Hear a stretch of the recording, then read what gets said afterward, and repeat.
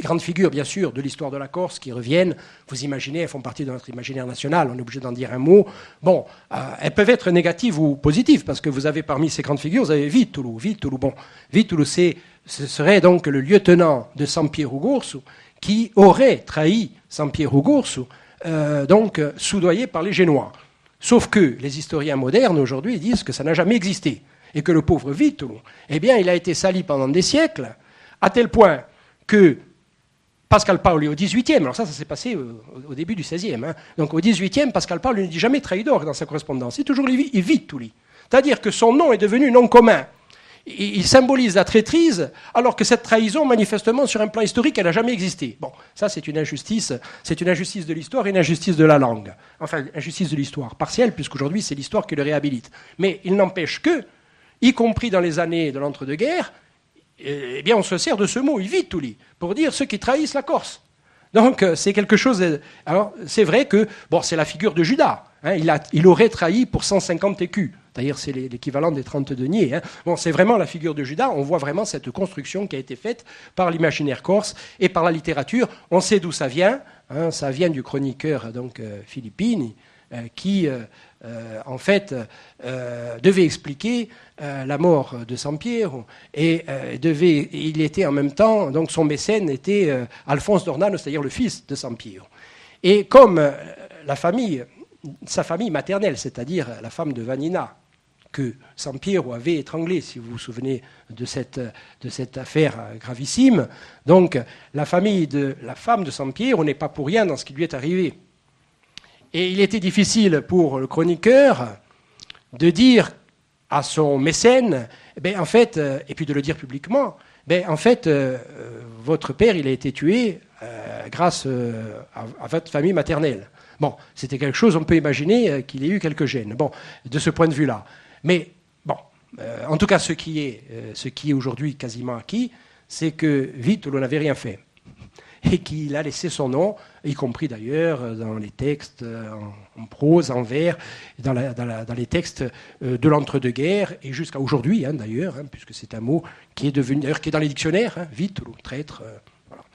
Voilà. Alors après, bon, il y a les héros plus positifs, Sampiero, donc lui alors dans l'imaginaire corse, c'est la force, c'est le guerrier, c'est pas le politique, hein, mais c'est, si vous voulez, c'est Achille. Hein. Sampiero, c'est Achille.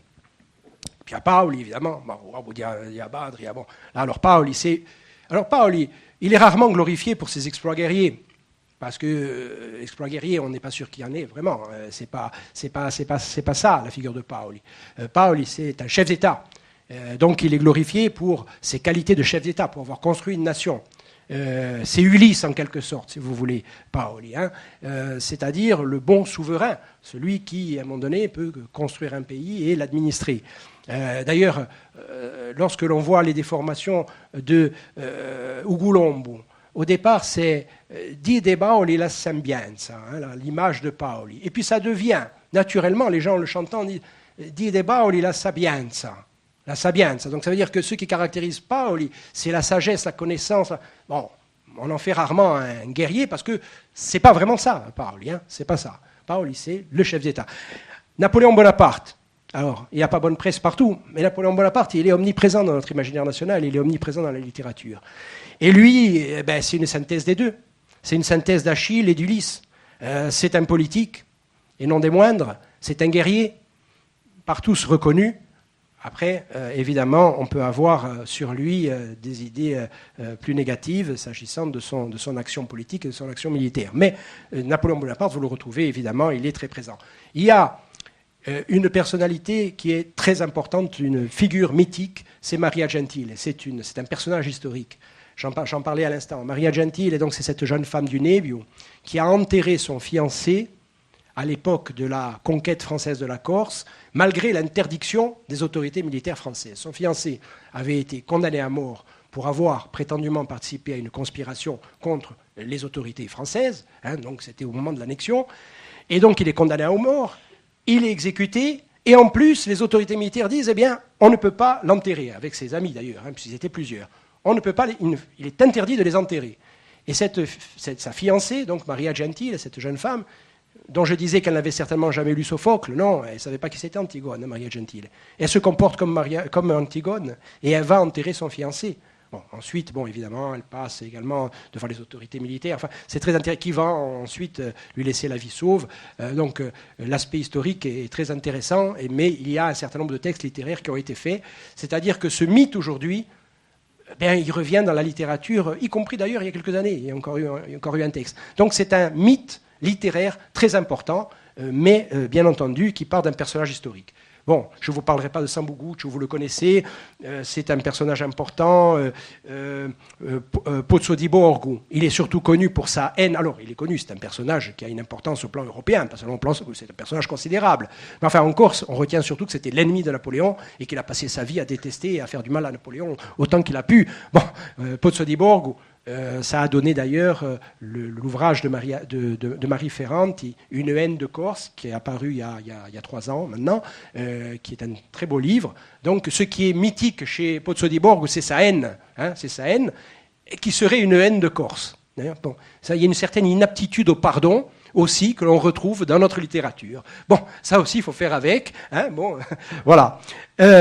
Circinello. Alors, Circinello, pour ceux qui sont en DU patrimoine, j'imagine que peut-être on vous fera faire un tour du côté de la grotte d'Agna di Fiumorbo, où il est mort. Circinello, c'est ce curé qui ne s'est pas rendu, après la défaite de Ponteno, qui a continué la guerre avec quelques partisans et qui est mort donc loin de Guagno, sa ville natale. Il est mort dans le Fiumorbo. Enfin, loin, c'était pas tellement loin finalement. C'est loin aujourd'hui, par la route. Voilà, donc il est mort dans le Fiumorbo. Il est mort dans le Fiumorbo. Donc, Don Juan, le Don Juan, donc qui a servi de modèle à tous les Don Juan, à tous les ouvrages, depuis le 19e. Ce Don Juan, le personnage historique, il est corse. Il est né à Séville de 2 parents corses. Bon, alors lui, par contre, dans la littérature corse, il est quasiment inexistant, sauf un texte de Lorenzi de Bradi, mais il est quasiment inexistant. On pourrait se demander pourquoi. Parce que, on a cherché Christophe Colomb, qui manifestement, sur le plan historique, n'a rien à voir avec la Corse. Bon, en tout cas, c'est ce que disent les historiens. Mais alors, par contre, Don Miguel de Magnara Ilec ai Vincentelli, lui, il est vraiment en Corse, il vient de Montemaggiore, et peut-être d'ailleurs que DI Patrimoine fera un tour par Montemaggiore aussi, je ne sais pas, voir la maison de Don Juan. Et c'est le Don Miguel qui n'a pas fini, bien sûr, sous les coups de la statue du commandeur, comme dans Molière et comme dans la version de Tirso de Molina, qui avait inspiré Molière, mais qui est mort en odeur de sainteté, en s'occupant des pauvres et des malades, qui s'est racheté de ses fautes de jeunesse. Donc ce Don Miguel de Magnara, il est corse. Et c'est vrai que, alors, il faut aussi avoir des interprétations en creux, c'est intéressant. Pourquoi ? Il n'a pas donné lieu à des œuvres comme littéraires importantes. Enfin, je vous dis, il y a quelque chose de Lorenzi de Bradi d'ailleurs qui n'est pas très remarquable. Bon. En revanche, le Don Juan à partir des âmes du purgatoire, de Mérimée, qui est un Don Juan, qui ne s'appelle pas Don Juan, mais c'est l'histoire de Don Juan. À partir des âmes du purgatoire, tous les Don Juan postérieurs, y compris le dernier espagnol important, celui de José Zorrilla, tous les Don Juan postérieurs, racontent la vie de Don Miguel de Magnara. Voilà. C'est quand même intéressant de savoir que, et il faut se poser la question aussi, pourquoi ça n'apparaît pas dans notre littérature. Après, vous avez les saintes corses, sainte dévote, sainte Julie, Luciardi a consacré un drame à sainte dévote. Bon, voilà les grandes figures. Alors, si j'avais le temps, je vous aurais parlé, mais peut-être qu'on aura d'autres occasions, de la littérature et de la pensée politique corse, parce que ça, c'est important pour aujourd'hui. La pensée révolutionnaire corse du XVIIIe, elle continue bien sûr à imprégner la pensée corse aujourd'hui. Et cette pensée révolutionnaire corse du XVIIIe, elle est véritablement fondamentale, pas seulement pour la Corse. Pourquoi ? Parce que notre révolution, elle a lieu en 1729. Et elle précède donc la Révolution française 1789, la Révolution américaine 1775-1783. Et ces 2 révolutions, françaises et américaines, certains auteurs se sont amusés à les comparer. Je pense notamment à Hannah Arendt, qui a écrit un très beau texte qui n'est pas très connu, Parce que Hannah Arendt, on la connaît surtout pour son travail sur le totalitarisme, ou Eichmann en Israël. Mais ce texte est très intéressant. Pourquoi ? Ce livre a une comparaison entre la Révolution française et la Révolution américaine. Et qu'est-ce qu'elle nous dit, Hannah Arendt ? Hannah Arendt, elle nous dit que la Révolution française, compte tenu de la situation sociale qui était dramatique, des inégalités, des gens qui mouraient de faim, eh bien, elle a été fondée, cette Révolution française, sur la notion d'égalité.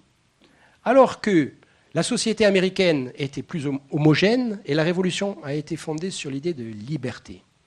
Et elle nous dit que cette notion d'égalité et d'égalitarisme entraîne, c'est l'analyse d'Hannah Arendt, la tyrannie, et elle conduit au parti unique. Elle cite la Révolution française et elle dit, bien entendu, que la Révolution russe, qui a pris exemple sur la Révolution française, est dans le même cas. Et elle dit, ce n'est pas le cas de la Révolution américaine. Il n'y a pas eu tyrannie, il n'y a pas eu parti unique, parce que c'était la liberté qui était poursuivie et pas l'égalité à tout prix, au prix du tout est permis. C'est Hannah Arendt qui parle de tout est permis en évoquant les débordements graves de la Révolution française. Ça, c'est la première différence. La seconde, c'est que la Révolution française s'est fondée sur des notions abstraites, comme la notion de volonté générale, alors que les pères fondateurs américains, qui avaient lu Montesquieu, eux se sont fondés sur des pratiques d'équilibre. Alors, d'un côté, des abstractions, la France, la Révolution russe également, des abstractions, hein, et les Américains, pratiques d'équilibre, séparation des pouvoirs. Deuxième élément. Troisième élément, la place de la tradition. La Révolution française, comme la Révolution russe, refuse désormais toute référence à une autorité transcendante. Dieu est mort et on n'en parle plus. La Révolution russe, évidemment, également. La Révolution américaine n'a pas consommé de rupture sur le plan religieux avec la tradition. Alors, lorsqu'on prend ces trois points, qui sont mis en évidence par Hannah Arendt dans sa comparaison entre la Révolution française et la Révolution américaine, eh bien, on se rend compte qu'on peut les transposer très exactement aux différences entre la Révolution corse et la Révolution française. Pourquoi ?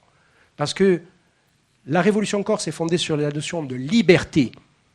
Liberté, lorsque vous lisez la justification, qui est un peu le texte majeur de la période d'indépendance, la période révolutionnaire, vous avez plusieurs dizaines d'occurrences du mot « liberté ». Alors pourquoi ? C'est vrai que la Corse avait des difficultés sociales, mais eh bien, la population avait, je dirais, une plus grande homogénéité que la société française pré-révolutionnaire. Et donc, ce que mettent en avant tout, les révolutionnaires corses, c'est la notion de liberté. Notion abstraite, pratique d'équilibre. Certains auteurs l'ont fait remarquer, le Corse est allergique à ces notions abstraites. Il préfère le lien personnel d'homme à homme. Max Quesson a écrit là-dessus, l'anthropologue Max Quesson a beaucoup écrit là-dessus. C'est très intéressant de constater que les Corses eux-mêmes ont voulu instaurer des pratiques d'équilibre et ils étaient, comme les pères fondateurs américains, lecteurs de Montesquieu. Dans la justification, il y a une référence à l'esprit des lois de Montesquieu. Donc là encore, on voit que la révolution corse préfigure la révolution américaine de ce point de vue-là. Troisième point, la place de la tradition, et notamment de la tradition religieuse. Il n'y a eu aucune rupture avec la tradition religieuse dans la révolution corse. Aucune. À aucun moment on a parlé d'éjecter le fait religieux. Il y a eu un processus de sécularisation de la politique, ça c'est vrai, parce que depuis le début de la Révolution corse, parce qu'on pense beaucoup à la période paolienne, on a l'habitude de dire, Paoli a mis en pratique les idées des Lumières. Mais c'est vrai, mais avant Paoli, parce que Paoli, son régime, c'est 1755. En 1729 et en 1731, notamment avec la consulte des théologiens d'Orezza, eh bien, il y a une rupture qui est faite, et pourtant ce sont des théologiens qui consomment cette rupture. Il y a une rupture qui est faite avec, je dirais, la religion, entre la religion et la politique. Pourquoi ? Qu'est-ce qu'ils nous disent, les théologiens ? Ils nous disent, bon, c'est très bien le roi de droit divin et le prince de droit divin, y compris si c'est une république. Parce que, bien sûr, la théorie du droit divin de Bossuet était applicable à nos relations avec Gênes. C'était ça le problème. C'était ça qu'il fallait discuter. C'était ça qu'il fallait arriver à plaider aux yeux du reste de l'Europe. Et les théologiens corses, ils disent, oui, mais Thomas d'Aquin dit que lorsque le prince devient tyrannique, le tyran d'exercice, le prince devient tyrannique, on peut s'en débarrasser. Et donc, les théologiens se fondent sur saint Thomas, mais ils lui font dire beaucoup plus que ce qu'il a dit, saint Thomas. Parce que saint Thomas, il dit que le prince peut devenir tyrannique, mais uniquement pour des raisons religieuses. Les théologiens corses, eux, ils ne se fondent pas sur des raisons religieuses. Ils ne disent pas que Gênes est en train de créer une hérésie. Ils disent pas ça. Ils disent non, Gênes n'administre pas la justice. Gênes nous écrase avec des impôts qui ne sont pas justifiés. Donc c'est pratiquement une motion de censure pour parler en termes modernes. Et ça, c'est la première fois que ça existe dans le monde. C'est-à-dire qu'un peuple, une nation, parce qu'on parle de nation, bien entendu, les justificateurs corses disent on ne pourrait pas faire ça à titre individuel ou comme un groupe, mais c'est la nation entière, le corps entier de la nation. C'est important aussi, parce qu'à l'époque, la nation, ça n'existe pas en ce sens-là. Et ils disent, les justificateurs, eh bien, nous, on a le droit de se débarrasser des Génois parce qu'ils sont devenus tyranniques et parce que Thomas d'Aquin nous autorise dans ce cas à renverser le prince. Sauf qu'ils font dire à saint Thomas bien plus que ce qu'il a dit. Et donc, en disant que pour des motifs séculiers, pour des motifs laïques, on peut se débarrasser du prince et on peut faire échec à la théorie du droit divin, mais c'est révolutionnaire. C'est le droit des peuples à disposer d'eux-mêmes. C'est la séparation. Alors, cette parenthèse étant fermée parce qu'elle était quand même très importante. Je reviens à mon troisième point d'Hannah Arendt, la place de la tradition religieuse. Les Corses ont consommé une séparation entre la politique et la religion. Ils ont sécularisé la politique, mais en même temps, ils restent chrétiens, catholiques, et ils s'adressent régulièrement au Saint-Siège. Pas de rupture avec la tradition. Qu'est-ce qu'elle nous dit, Hannah Arendt ? Elle nous dit que lorsqu'il y a une rupture avec la tradition religieuse en particulier, eh bien cela produit des hommes déracinés et souvent ça produit les totalitarismes. Et la révolution corse n'a produit aucun totalitarisme. Elle n'a pas produit des Corses déracinés. Ils ont gardé leur tradition religieuse. Ils ont pu aussi créer une laïcité du temps de Paoli, mais une laïcité tranquille, pas une laïcité paranoïaque. Une laïcité qui, à un moment donné, sépare le religieux de ceux qui doivent être de l'ordre du politique et de l'administratif. Lorsqu'on demande à Paoli si un juif à l'île Rousse peut voter, il dit oui, bien sûr, il peut voter. Le juif de l'île Rousse, il peut voter. Parce que chez nous, la liberté ne consulte pas l'Inquisition. Donc, laïcité, mais en même temps, il n'y a pas de rupture. Alors voilà, moi, je voulais vous dire ça parce que c'est très important. C'est qu'il devrait vraiment être entendu pour tout le monde que cette période révolutionnaire corse, elle est révolutionnaire non seulement dans le sens de la mise en pratique d'un régime de séparation des pouvoirs, bon, encore qu'on puisse discuter sur le degré de séparation des pouvoirs, mais enfin, bon, il y a quand même ça. Donc, mais surtout, avant Paoli, il y a toute une doctrine qui est faite. Et cette doctrine, elle est véritablement révolutionnaire et on la doit à nos intellectuels de l'époque, qui s'appellent même des spiridi, des esprits, on ne disait pas intellectuels, c'était pas encore le mot, des spiridi.